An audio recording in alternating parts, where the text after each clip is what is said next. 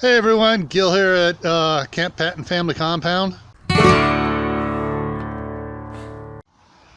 Alright, so this is all the snow that's left right now. This is where I shoveled the snow off the walkway, so that's why it's still there.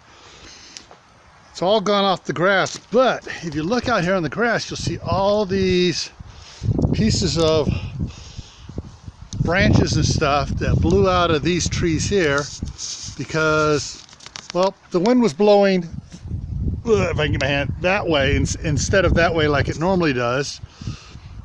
And there's a lot of stuff here that just came down here. So I'm gonna have to get out here with the rake and get this cleaned up before the next snow comes this evening. But the leaves are just starting to turn yellow a little bit in there. But yeah, this was a little bit unexpected quick temperature drop and snowfall. All right, I will catch you on the next one. Everyone stay happy, stay safe, stay prepared, and I'll see you in the next video.